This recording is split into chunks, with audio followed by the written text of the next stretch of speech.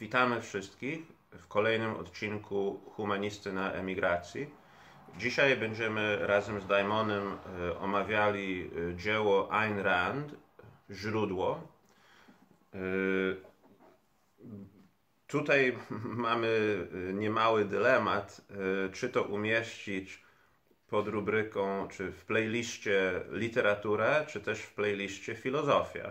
Bo oto na pewno jest to dzieło literackie, ale na pewno też jest to dzieło filozofii.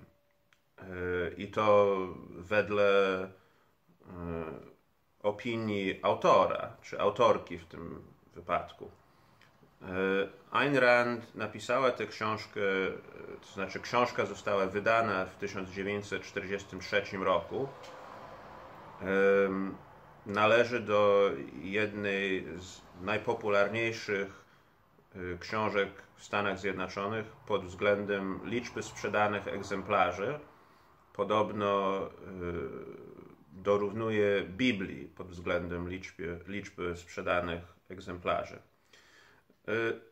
Książka, jak i autorka jest sławna. W Polsce też, przynajmniej w niektórych kręgach, bliżej znana, w innych może nie. I autorka ma pewną reputację i wśród nieprzyjaciół, ale też wśród przyjaciół. I może zacznijmy od tej reputacji. Nawet ci, którzy w jakiejś mierze mogliby zaliczyć się do ideowo bliskich pani Rand, zarzucałyby jej pewną dozę arogancji. I chyba jest taki spektakl, oczywiście satyryczny, napisany przez amerykańskiego ekonomisty Mary'ego Rothbarda. Tytuł spektaklu Mozart był czerwonym. I Rothbard, który był bliskim znajomym Ayn Rand, a miał jednak olbrzymie poczucie humoru, napisał ten spektakl, ażeby nieco naśmiewać się z ideowego rygoru pani Rand, jako że zarzucał jej, że wszystkie swoje subiektywne opinie włączała w obrębiu filozofii obiektywizmu. Czyli o ile jej filozofia miała przesłania dotyczące dobra i zła, to nie pozostawiała, przynajmniej według Rothbarda i według tego spektaklu, za bardzo przestrzeni na subiektywne opinie dotyczące na przykład ulubionej pory roku, ulubionej muzyki. Stąd tytuł tego spektaklu, bo Mozart był czerwonym, bo tutaj w spektaklu komuś się podoba Mozart, a ponieważ postaci, która ma reprezentować panią Rand, nie podoba się Mozart, to od razu pada zarzut, że Mozart jest komunistą. A nawet gdyby był komunistą, to muzyka, a poglądy nie zawsze są ze sobą spójne. W sensie, że może być ktoś, z kim w ogóle się nie zgadzamy, a na przykład lubimy ich muzykę. Ale to oczywiście jest satyra i osobiście ja nie należę do ludzi, którzy mają aż tak krytyczne wobec niej nastawienie, ale też nie chcę tutaj wpisywać się w nurt ludzi, którzy ją ubóstwiają, więc stąd zaczynam w ogóle ten odcinek od tego, ażeby dać do zrozumienia naszym widzom, że doskonale znam i rozumiem, na ile to jest możliwe, czegoś doskonale znać i rozumieć, te krytyczne postawy, łącznie z tymi satyrycznymi dotyczące pani Rand. I ta satyra zresztą często jest odtwarzana. Jeżeli ktoś lubi serial Simpsons, to może sobie w YouTube wpisać Simpsons i Ayn Rand i tam jest odcinek Simpsonsów, w którym rodzice, czyli Homer i Marge, wysyłają swoją najmłodszą córkę do szkoły imienia Ayn Rand, gdzie ogólnie rzecz biorąc szkoła ta polega na tym, że dzieciom odmawia się prawo do zabawy i różnych innych takich pociech i w ogóle bardzo szybko zmusza się ich do tego, ażeby po prostu stali się autonomicznymi i racjonalnymi jednostkami. I to jest, znaczy tutaj bardzo łatwo jest nabijać się poniekąd z Ayn Rand, dlatego że ona jest tak poważną pisarką i to umyślnie poważną, o czym każdy, który przeczyta jej manifest romantyczny, się przekona, gdzie ona wykłada, dlaczego należy do wszystkiego podchodzić z olbrzymią powagą, że w społeczeństwie, szczególnie w społeczeństwie demokratycznym, jakimi są Stany Zjednoczone, w społeczeństwie, w którym istnieje dobrobyt i sfera kultury, która właściwie zajmuje się naśmiewaniem się i śmiechem, to ona jest bardzo łatwym celem. Ale oczywiście pani Rand, czy ktoś się zgadza z jej filozofią, z jej poglądami, czy nie, to jej powagę należy traktować poważnie. Ta powaga zrodziła się między innymi stąd, że jako osoba, która doświadczyła rewolucję bolszewicką, wiedziała, czym grozi świat, w którym ludzie źle myślą. Nawet nie myślą, bo to też jest zagrożenie niemyślenia i chyba każdy by się zgodził z tym, że niedobrze jest, kiedy ludzie nie myślą. Chcielibyśmy, żeby każdy myślał, zastanawiał się nad sobą, poszukiwał jakąś prawdę. Natomiast Ayn Rand idzie o krok dalej i bardzo poważnie przestrzega przed światem, w którym ludzie źle myślą. A to już jest oczywiście bardzo kontrowersyjne, bo to oznacza, że ona ma pojęcie, i to bardzo mocne pojęcie, dobra i zła. I tu też wchodzimy na grunt jej filozofii. Ta filozofia nazywa się obiektywizm.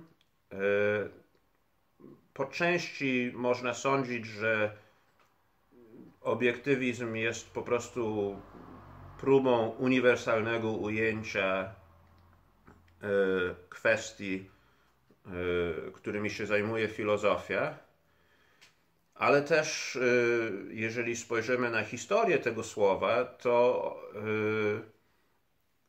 filozofia zwykle w wydaniach przynajmniej współczesnych filozofów XIX-wiecznych, XVIII-wiecznych tkwiła w tym problemie subiektywizmu a obiektywizmu i próbowała przejść nad tym problemem do transcendentalności.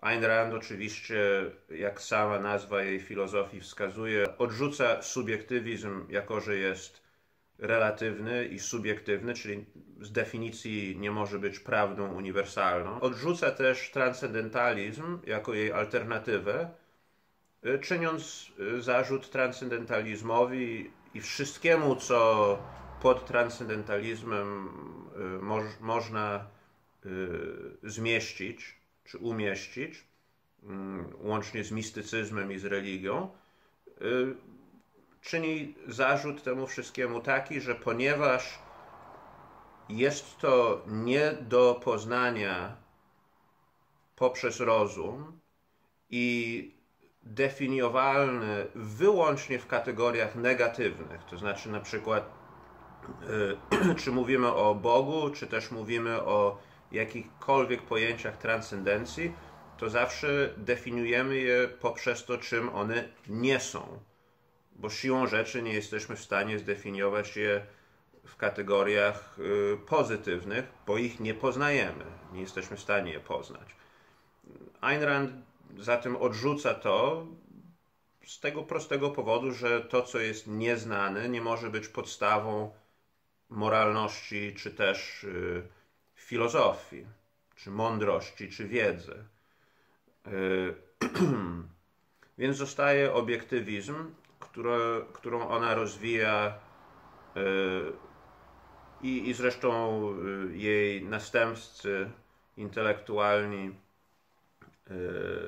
myślę tu o Leonardzie Pickowie, też rozwijają już w traktatach filozoficznych, a nie w literaturze. Ale my nie będziemy w tym odcinku, ja nie mam zamiaru tutaj z tego odcinka też robić jakąś długą wykładnię logiki argumentu Ayn Rand.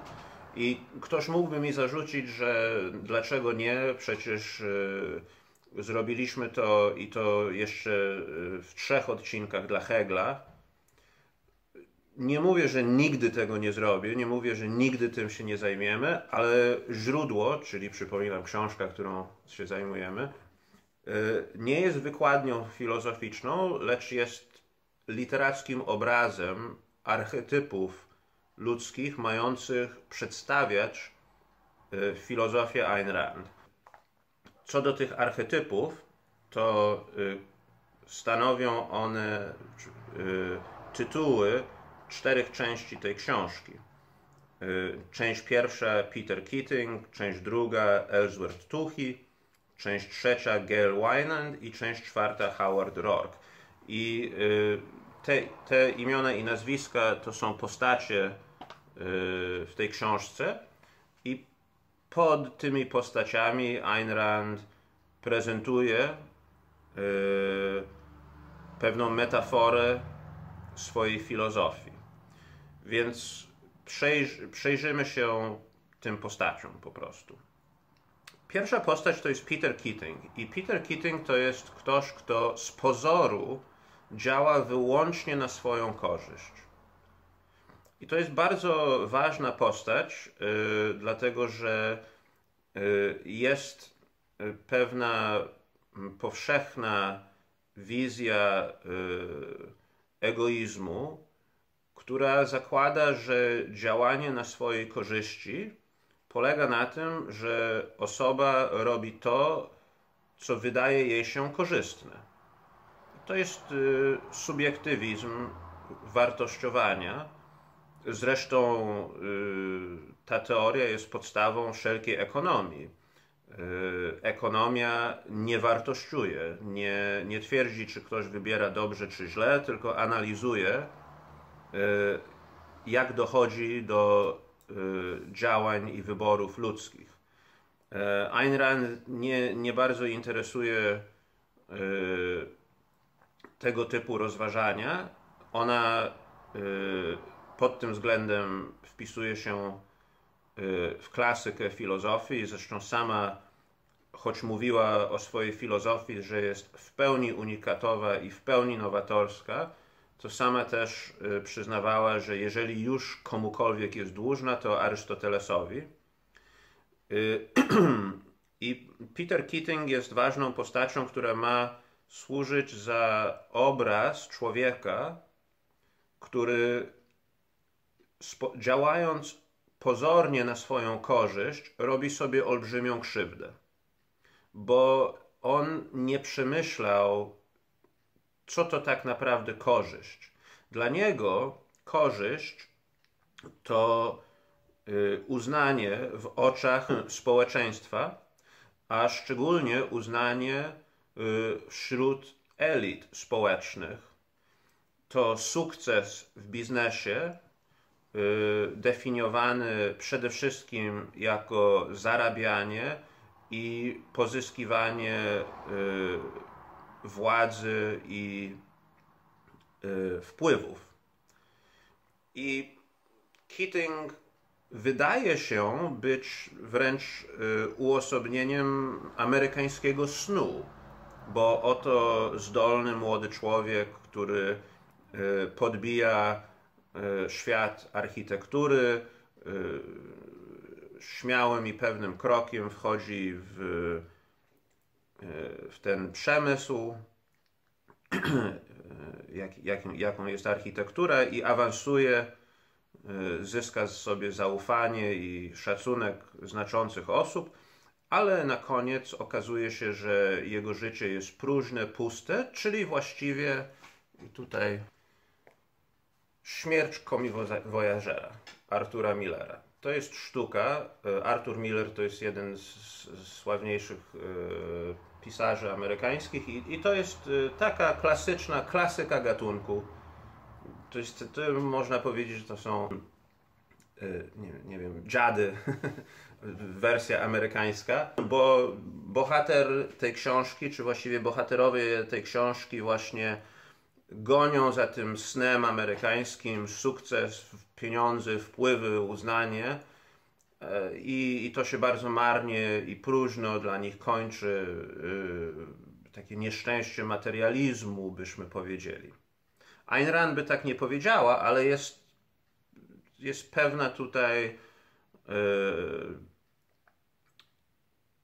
postacie ze sztuki Millera łączy bardzo dużo z Peterem Keatingiem. Więc skoro działanie na swojej korzyści definiowane jako zdobywanie uznania innych osób i właściwie powiększania siebie poprzez innych osób nie jest według Ayn Rand działaniem tak naprawdę na swoją korzyść, no to oczywiście powstaje pytanie, to czym jest korzyść własna? I ja tutaj pozwolę sobie uczynić małą dygresję, aczkolwiek powiązaną.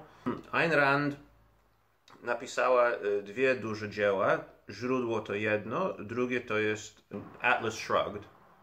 Nie wiem, jak to po polsku, mimo że tę książkę mam. I nie pamiętam, czy to było we wstępie do źródła, czy we wstępie do Atlas Shrugged, ale pisząc o procesie twórczym Ayn Rand w którymś momencie wyjawniła, że jedną z postaci książki miał być ksiądz katolicki, ale że w końcu nie była w stanie umieścić go w tej historii w jakiś rozsądny sposób i zrezygnowała z tego. Wspominam tylko o tym, dlatego że jest był wybitny, moim zdaniem, pisarz jezuicki Varillon. Varillon, francuski jezuita, który napisał książkę Radość życia, radość wiary.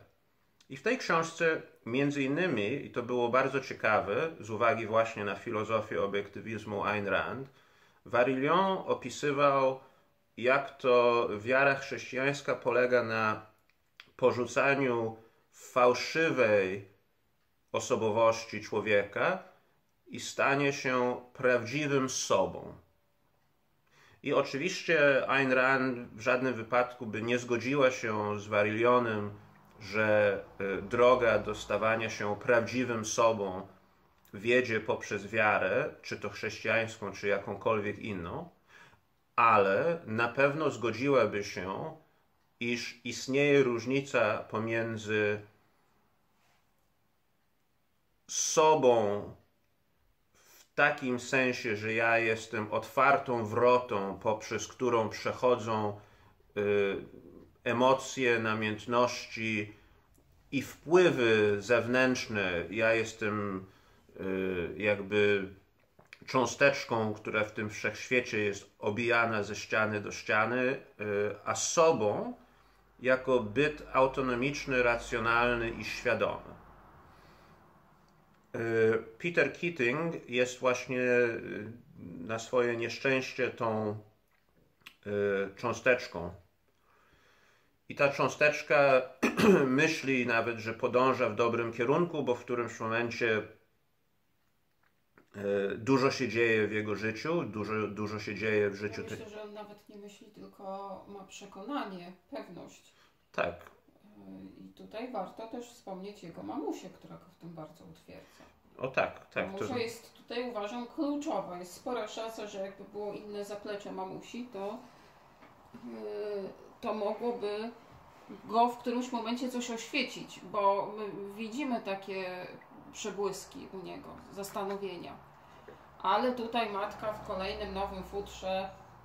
Bo to też jest, te przybłyski zastanowienia u Ayn Rand są bardzo ważne, dlatego że to jest też książka o możliwości zbawienia i to, co się dzieje, kiedy zaprzepaszczamy wszelkie szanse, jakie mamy na zbawienie. I oczywiście Ayn Rand nie rozumie zbawienia w sensie religijnym, że nie chodzi tutaj o to, że dostaniemy się do nieba, ale chodzi o to, że zbawienie to jest uzyskanie dostępu do szczęśliwego życia swojego. I właśnie te przebłyski, te chwile u różnych postaci, przychodzi im na myśl jakaś wątpliwość, że może kroczą złą drogą, to rzeczywiście to występuje w tej książce. Co do matki, to też tutaj w ogóle Ayn Rand oczywiście ma bardzo negatywny stosunek do, nazwijmy je, do tradycyjnych ról w ramach rodziny. Warto przypomnieć, że ona pisała to w latach 30. Pisała to w latach 30. Prawie 100 lat temu. Prawie 100 lat temu. I tylko znowu, żeby tutaj nie było nieporozumienia. Jej sprzeciw wobec tradycyjnych ról w rodzinie wynika ze sprzeciwu wobec tradycji, bo tradycja jako wskazówka dobra czy zła jest wadliwa, jako że sama z siebie nie stanowi naczynie zdolne oceniać dobra i zła. To znaczy, i tu znowu Varillon, właściwie ten ojciec Varillon pisze dokładnie to samo w swojej książce na początku. Pisał, że chrześcijanin nie powinien popełniać błędu, ażeby tradycję mylić z tym, co myślała jego babcia. Tradycja jest bardzo długa, bardzo różnorodna i my potrzebujemy narzędzie, które pozwoli nam dokonywać oceny tego, co dobre, przydatne, a tego, co niekoniecznie dobre i niekoniecznie przydatne w tej tradycji. To narzędzie, według Ayn Rand, to jest rozum. I oczywiście rodzina, jeżeli jest z wolnego wyboru, wynikiem prawdziwej miłości, świadomym i pełnym porozumieniem, partnerstwem i dobrem wspólnym, to jak najbardziej jest rzeczą dobrą. Natomiast w przypadku właśnie Petera Keatinga, to w pewnym sensie jego matka nie ma nic lepszego do robienia, aniżeli prowadzenie własnego życia za pośrednictwem syna, a jej syn nie jest w stanie do końca od tego się uwolnić. Tak jak za dzieciństwa łaknął uznanie matki, tak przez całe swoje życie łaknie uznanie swojego otoczenia. Więc to jest pewien prototyp, czy też archetyp demokratycznego, amerykańskiego człowieka, ale też takiego człowieka można odnaleźć w różnych kulturach. To taki też dobry obywatel, bo on tak się dzielnie uczył, nikomu się nie przeciwstawiał, do wszystkiego się dostosowywał, potem wykorzystywał swoją wiedzę, tworząc przedsiębiorstwo, tak, rozwijał się, tworzył, budował, płacił podatki, bardzo grzeczny obywatel. Tak. Bardzo, bardzo słusznie to jest opisane. I tu należy oczywiście zaznaczyć, że, bo ja tutaj nazywam go takim stereotypowym Amerykaninem, ale dla Ayn Rand on był zgorszeniem dla prawdziwego ideału życia amerykańskiego. Ale o tym też pomówimy o tym później. Ellsworth Toohey to jest taka postać skrajna. On jest osobą, która świadomie robi to, co Peter Keating robi nieświadomie. To znaczy Keating uważa, że służy sobie za pośrednictwem innych ludzi, a Toohey po prostu dąży do tego, aby wyzbyć się własnego ego, aby w ogóle przestać istnieć jako osobny byt indywidualny i wtopić się w kolektyw, którego oczywiście przy okazji próbuje stworzyć, bo aby wtopić się w kolektyw, to należy oczywiście zniszczyć wszelką indywidualność. I tym się właściwie zajmuje. Strasznie nieprzyjemna postać. No nieprzyjemna, ale właśnie... Ale skuteczna. Bardzo skuteczna. Ale tylko w danych określonych warunkach skuteczne. Tak, w konkretnych obszarach, ale bardzo skuteczne. Znaczy, tutaj, żebyśmy może zrozumieli to bliżej, jest fragment w tej książce, w której jedna z postaci, trzeba pamiętać, wydana w 1943 roku, więc pisana w latach 30., we wczesnych latach 40. I jedna z postaci w książce w którymś momencie mówi, że świat umiera w orgii kolektywizmu. I rzeczywiście człowiek mógł mieć, żyjąc w tamtych latach i jeszcze wychodząc z takiego świata, z jakiego wyszła Ayn Rand, świat zwariował, że nie dosyć, bo to pół biedy, gdyby jakiś byt tępił indywidualizm i jednostek, ale to tak jakby jednostki same z siebie dążą do tego, żeby się zniszczyć i stać się częścią większego kolektywu. I Toohey jest z jednej strony uosobnieniem tego kolektywu, ale też jest jego świadomym twórcą tego kolektywu. Trzecia postać, nie chcę tutaj, bo ktoś mógłby mi zarzucić, że więcej czasu spędziłem na Keatinga niż na Toohey, ale to trochę... Nie chcę przez to powiedzieć, że Toohey jest niewart naszej uwagi, tylko po prostu spędzam mniej czasu. Znaczy, no nawet można by, no dobrze, można by rzec, że to jest taka, spuentuję Toohey'ego w taki sposób, że jest takie spotkanie między nim a Howardem Rourke'iem, w którym, czyli czwarta postać, do której dojdziemy. I Toohey w którymś momencie pyta, co pan o mnie sądzi, panie Rourke? Co pan o mnie myśli? Na co Howard Rourke odpowiada, ja w ogóle nie myślę o panu. I to jest tak naprawdę najlepsza rada, jaką Ayn Rand może mieć dla nas wszystkich, jeżeli chodzi o problem zła. Bo to jest właśnie w filozofii jest taki, co zrobić z problemem zła, bo zło istnieje na świecie. Jak zrozumieć to zło? I ile filozofów zajmowało się właśnie trzeba rozgryźć to zło. A nawet jeżeli w ramach religii, to trzeba wymodlić, bo tutaj, jeżeli wymodlimy tylko, że Pan Bóg przyjdzie i zniszczy to zło. A tak naprawdę Ayn Rand, wydaje mi się, ma nam do powiedzenia rzecz następującą. Im więcej czasu będziecie tracili na to, ażeby tańczyć dookoła tego zła, tym silniejsze będzie zło. Pozwolę sobie tu zacytować film.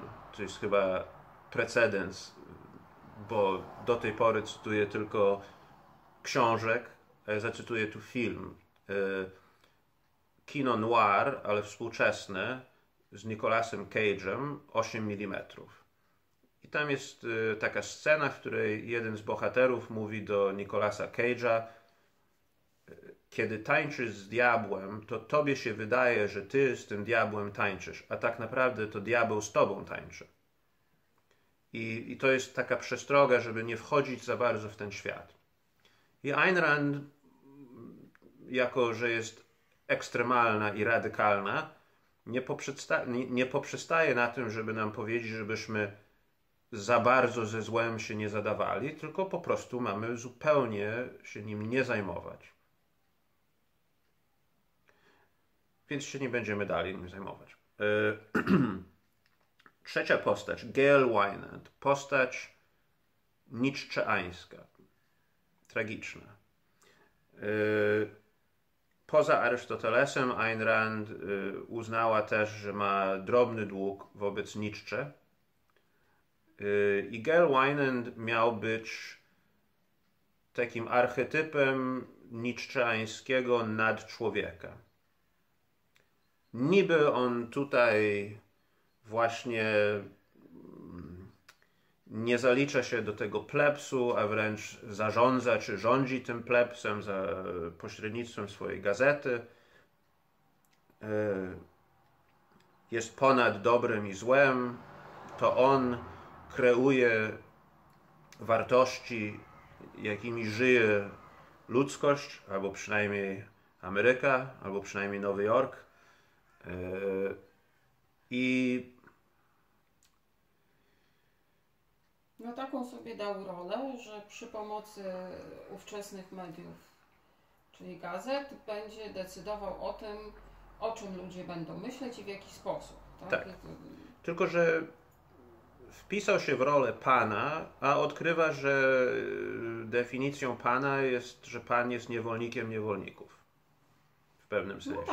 No tak. Bo cała jego istota ostatecznie sprowadza się do tego, że jest władcą, którego słuchają się ludzie, którzy nie myślą, nie za bardzo są w stanie podejmować świadome, odpowiedzialne decyzje sami za siebie. No to jest taki smutny obraz tragicznego człowieka, który miał potencjał. I go bardzo mocno też wykorzystał, bo to jest jeszcze piękniejszy amerykański sen, bo on jako dziecko nie miał nic. No tak, rzeczywiście wyszedł z tego Hell's Kitchen, z tej kuchni, nie wiem jak to po polsku było, tak, ale z tej dzielnicy Nowego Jorku, tak. Gdzie... I do wszystkiego doszedł sam. Tak. I to jest wbrew pozorom, bo oczywiście Ayn Rand w powszechnym odbiorze jest znana jako obrończyni kapitalizmu i ideałów amerykańskich, co jest absolutnie prawdą, ale tak jak bardzo mocno zredefiniowała pojęcie egoizmu i bycia samolubnym, tak też ma bardzo specyficzny, czy też specyficzną definicję kapitalizmu i ideałów amerykańskich. I to widać właśnie też, tak jak mój Diamond tu wspomniał, w postaci Gail Wynanda, który niby też wpisuje się w tę rolę tego herosa amerykańskiego, który sam doszedł na szczyt, ale jest no, nie kończy tak źle jak Keating, ale kończy źle. To znaczy, jak się nie kończy dobrze, to się kończy źle. No, to jest po prostu... Tutaj Ayn Rand jest bardzo pozbawiona... w bezwzględny sposób traktuje swoje postaci. Bo chciałam powiedzieć, że ona w bezwzględny... Bo ona uważa, że tak naprawdę mamy to jedno życie i bezwzględnie albo po prostu będziemy żyli uczciwie, albo po prostu jest to życie zmarnowane.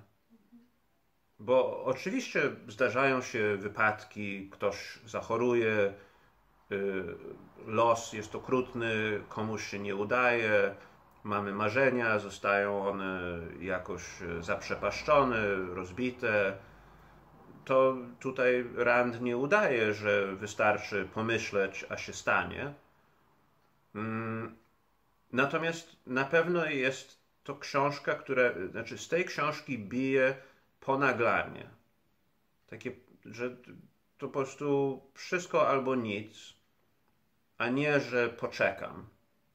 Nie, że środkiem drogi przejdę się. No i dochodzimy do tej ostatniej postaci, do Howarda Rourke'a.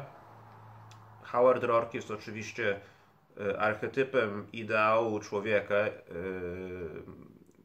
wedle Ayn Rand i można by streścić go jako człowieka samorządnego, który żyje dla swojego dobra, a to dobro jest racjonalnie zdefiniowane. Czyli bynajmniej nie jest on człowiekiem swawolnym. Jego wolność polega na tym, że rozumułuje,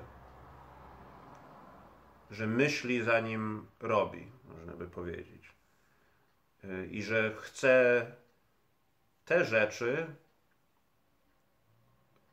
które wymyślił, a nie które nasuwają mu się pod nosem przypadkowo. To jest bardzo tutaj trudne do określenia. To znaczy trudniej jest to określić lepiej niż to określiła Rand, bym powiedział. To jest jej postać i w pewnym sensie ja też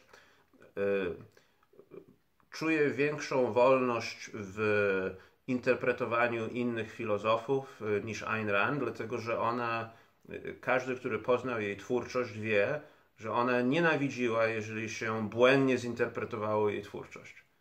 I ona tę swoją twórczość traktowała bardzo poważnie, jako swoje wybitne dokonanie. Więc w pewnym sensie, gdybym był tutaj wiernym uczniem Rand, to bym po prostu z tą książką siedział i czytał, że tutaj ten fragment dobrze oddaje, ten fragment dobrze oddaje. Chodzi o to, bo tu jest druga strona medalu, jeżeli chodzi o Rand. I to jest taki paradoks. Ayn Rand jest nauczycielką cnoty indywidualizmu.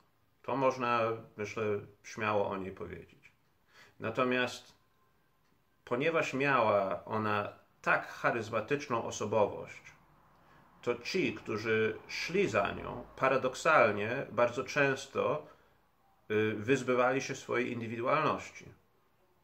Dlatego, że wydawało im się, że być uczniem, czy być osobą, która zgadza się z Ayn Rand, to znaczy wykonywać to, co Ayn Rand zleciła do wykonania. Czyli właściwie nie być wtedy indywidualistą. A ja nie mam zamiaru w to popadać. Bardzo lubię jej twórczość, ale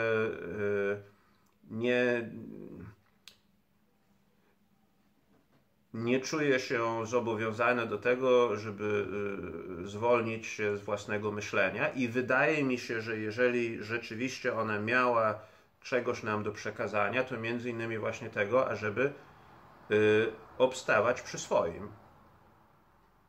Nawet w obliczu jej nauki. Czyli tam, gdzie jej nauka prowadzi do jakiegoś wniosku, który dla nas nie do końca jest akceptowalny,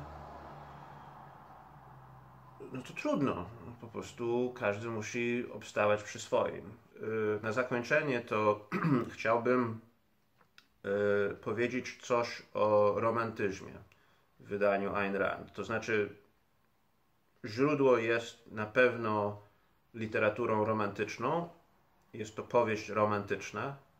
Właściwie nic żeśmy nie powiedzieli o Dominique Francon, czyli o głównej postaci kobiecej w tej książce, ale jest ona bardzo ważną postacią.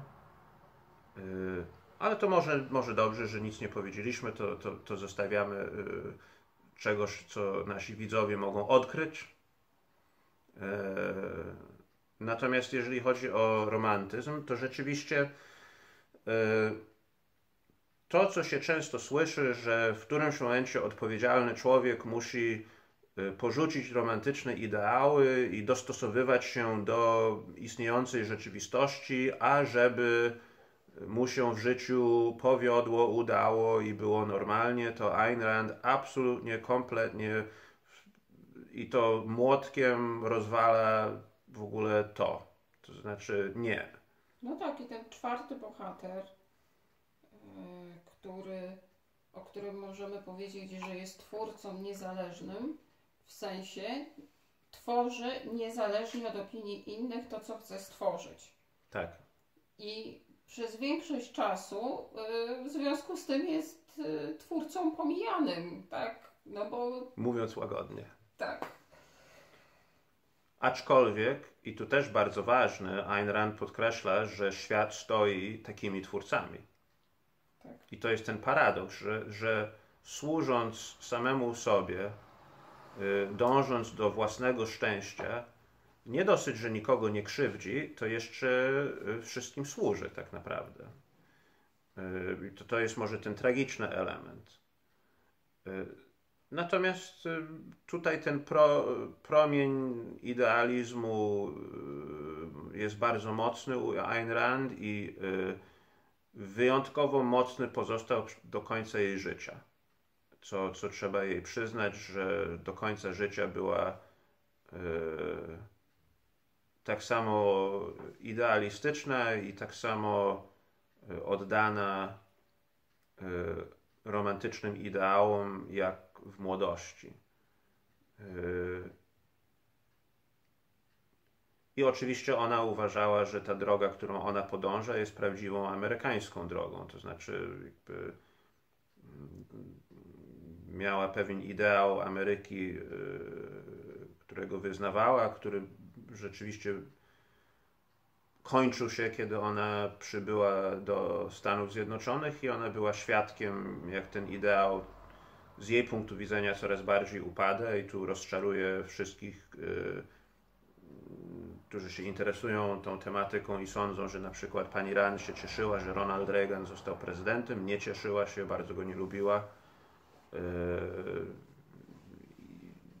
Tutaj nie będę wnikał, czy słusznie, czy niesłusznie, bo nie chodzi mi o wywołanie jakiejś debaty politycznej, ale kraj podążał według niej w kierunku coraz gorszym, można by powiedzieć, i coraz bardziej odległym od tego ideału, jaką ona naszkicowała w swojej literaturze i jaka według niej, nie bez racji zresztą, leżał u podstaw Stanów Zjednoczonych. No dobrze, no, można oczywiście, tak jak przy każdym z naszych autorów, filozofów, których się tutaj zajmujemy, o Ayn Rand też można powiedzieć bardzo dużo i kiedyś do niej wrócimy. Myślę, że może nawet i do źródła wrócimy, bo to źródło jest źródłem samo w sobie wielu inspiracji.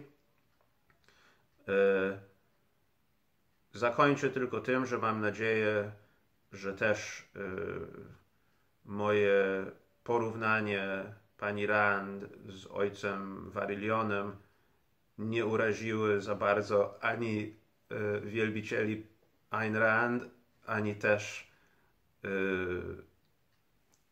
ludzi wiary, dla których pani Rand jest jakimś kolejnym ateistycznym bezbożnikiem, ale ja autentycznie widzę te punkty styczne i skoro i Ayn Rand, i tradycja katolicka powołują się na Arystotelesa, to chyba nic dziwnego, że są te punkty styczne. Więc tutaj no, trudno, że po prostu tak jest. Bardzo dziękujemy wraz z Daimonem i też Ayn Rand jest bardzo szczęśliwą pisarką i jej książki są, bo tutaj kończymy na taką szczęśliwą nutę, bo ona rzeczywiście tutaj należy do wyjątkowo szczęściodajnych pisarzy. Więc nie... Co to znaczy? Szczęściodajne? Tak. No, dający szczęście. Ale komu? Czytelnikowi. Ta książka dała ci szczęście? no, na pewno bardziej raduje niż smuci, czy może nie? Nie. Nie, znaczy dlaczego? Znaczy, bo to jestem teraz ciekaw, możemy przedłużyć. Nie, no bo to... No nie, ta książka jest przede wszystkim nieprawdopodobnie irytująca. A to ciekawe. Głównie przez to, że jest prawdziwa i to jest strasznie nieprzyjemne, tak wiesz, do żywego tą prawdę zobaczyć, która nie jest taka, jakbyśmy chcieli. Ja miałem, kiedy ja pierwszy raz tę książkę przeczytałem, to miałem dokładnie to samo wrażenie, że jest ona bardzo prawdziwa, ale strasznie się cieszyłem, że nareszcie był ktoś inny na świecie, który tą prawdę widział tak samo jak ja. Aha, no dobrze. Znaczy, poczułem się szczęśliwy, że nie jestem wariatem, który, tak, znaczy, któremu się wydaje, że bo jak jest człowiek sam w widzeniu tej prawdy, no to może, znaczy rozsądny człowiek powinien wtedy sam powątpywać w samego siebie. Bo jeżeli coś jest uniwersalnie prawdziwe, to nie tylko dla mnie. Więc może ja czegoś źle widzę. A jak przeczytałem Ayn Rand, to ucieszyłem się, że no dobrze, znaczy potem, i tutaj może zakończę tak po ludzku, bo każdy człowiek, który stawia wysokie ideały, staje się celem ataków tych, którzy potem krzyczą, że nie warto stawiać wysokie poprzeczki, dlatego że proszę bardzo, oto niedoskonałości tej osoby. Nie będę tutaj wnikał, w jakie niedoskonałości chodzi. Każdy, który się interesuje biografią Ayn Rand, to niech wnika. Natomiast ja absolutnie nie uważam, żeby... po pierwsze, nie uważam, że powinniśmy surowo oceniać życia osobistego ludzi, szczególnie, że pani Rand jednak z jednym mężem spędziła całe życie. Poprzestaje na tym, jeżeli chodzi o detale. Natomiast nawet jeżeli uznamy, że człowiek jest kruchy i niedoskonały, to w żadnym wypadku nie świadczy to o tym, że nie warto mierzyć wysoko. I ten, który chciałby zbyć Ayn Rand takim twierdzeniem, że to jest niewykonalne, nierealne, tak się nie da, no po prostu pewnie jest to niewykonalne dla tej osoby i tak się nie da dla tej osoby.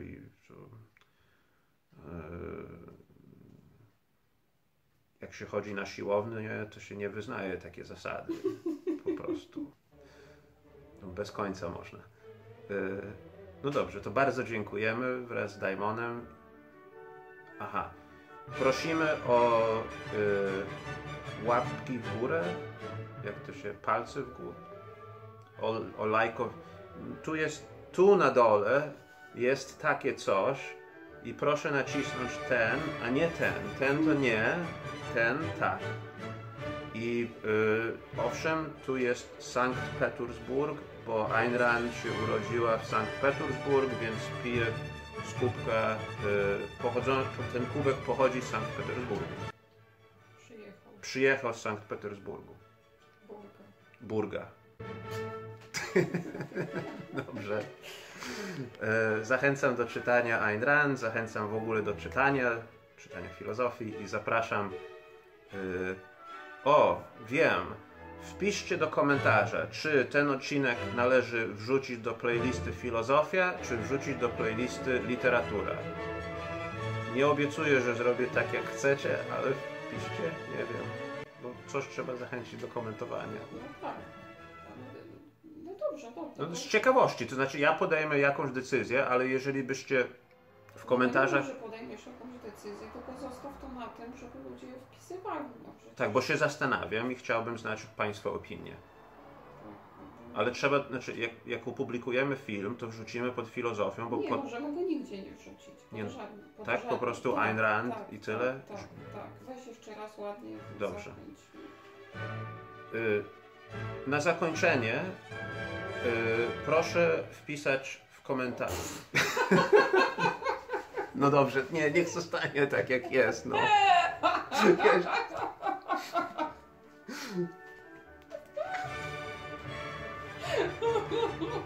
No bo chciałem... Spróbuj jeszcze raz. Ale to wszystko trzeba zostawić, bo to jest fajne. Dawaj. Ponieważ nie jestem pewny, czy źródło Ayn Rand i ten cały odcinek omawiający źródło Ayn Rand, czy wrzucić do playlisty filozofia, czy playlisty literatura. Proszę Was, słuchaczy, abyście napisali w komentarzach, do której playlisty mamy to wrzucić. I w najlepszym wypadku rozpiszecie się i będzie wielka debata i pomoże mi to w podjęciu decyzji. A w najgorszym wypadku będzie jeden komentarz bez uzasadnienia, żeby wrzucić na przykład do A czy B. Dobrze. Bardzo dziękujemy. Do zobaczenia następnym razem. Bardzo się cieszymy, że oglądacie, że jest Was coraz więcej. I zapraszamy w przyszłości na kolejne ekscytujące odcinki Humanisty na emigracji. Dziękujemy.